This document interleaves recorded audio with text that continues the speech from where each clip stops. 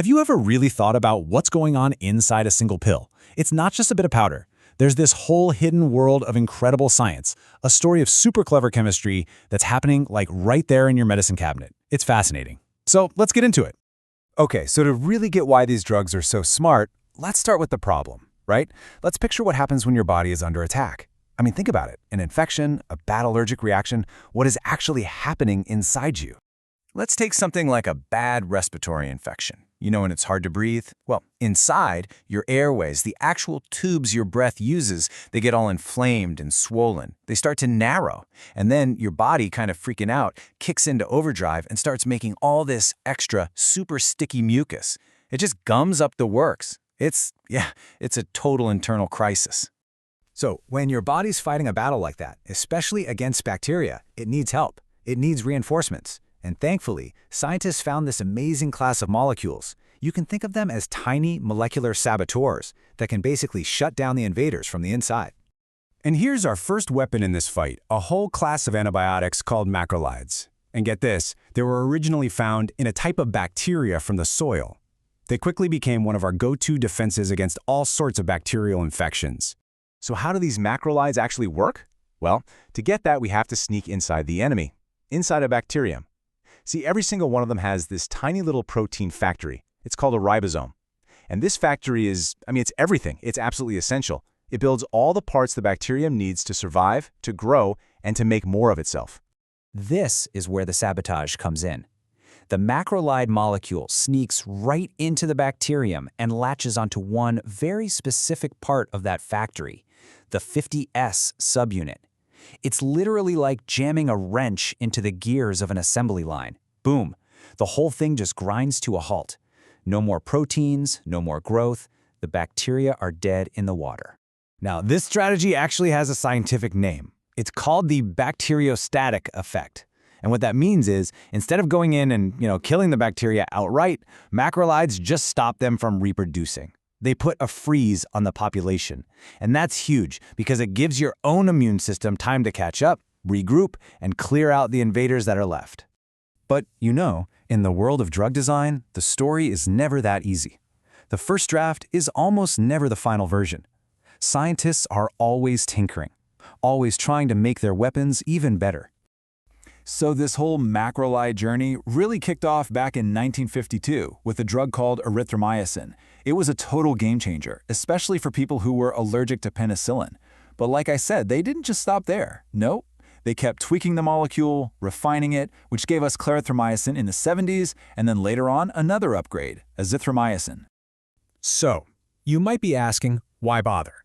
Why improve it? Well, it's because that original hero, erythromycin, had a pretty big flaw, a hidden weakness, an Achilles heel that showed up the second it hit your stomach. Its weakness? Simple stomach acid. Yeah, the minute erythromycin entered that super acidic environment in your stomach, the molecule just started to fall apart. It was basically getting destroyed before it even had a chance to get into your bloodstream and do its job. And this is where the pure genius of medicinal chemistry just shines. Okay, look at this. On the left, we've got erythromycin. On the right, the new and improved clarithromycin. I mean, can you even spot the difference? It's so small. You'd have to be a chemist to see it. All they did was make one tiny little change to the structure. They just swapped out one little group of atoms for another. And that one tiny tweak, it changed everything. Suddenly, clarithromycin was way more stable in stomach acid. And that means more of the actual drug survived that rough trip through the gut, which means more of it got absorbed and more of it reached the infection to do its job. It was a massive upgrade from what looks like such a tiny change. Okay, so this whole idea of tweaking a drug to help it survive its journey in the body, well, that's actually part of a much bigger and honestly even cleverer strategy in drug design. The best way to think about it is like a chemical Trojan horse. The official name for this is a prodrug. So what is it? A prodrug is basically an inactive, disguised version of a drug. It's specifically designed to sneak past all the body's defenses, and it only becomes active when it gets exactly where it needs to go. So here's the play-by-play. Step 1, you take the inactive prodrug. It's designed to easily slip past a barrier, like your gut wall. Step 2, once it's safely on the other side, your body's own enzymes act like a secret key.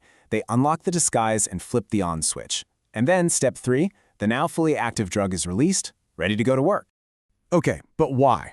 Why go through all that trouble to create these clever disguises? Well, the answer is that this strategy solves a ton of problems that could otherwise stop a really promising drug from ever working at all. I mean, prodrugs are like the Swiss Army knife of drug design.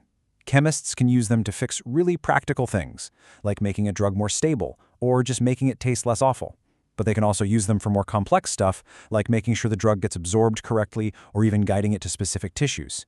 And they can even use this trick to make drugs less toxic, reducing nasty side effects. It's incredibly powerful.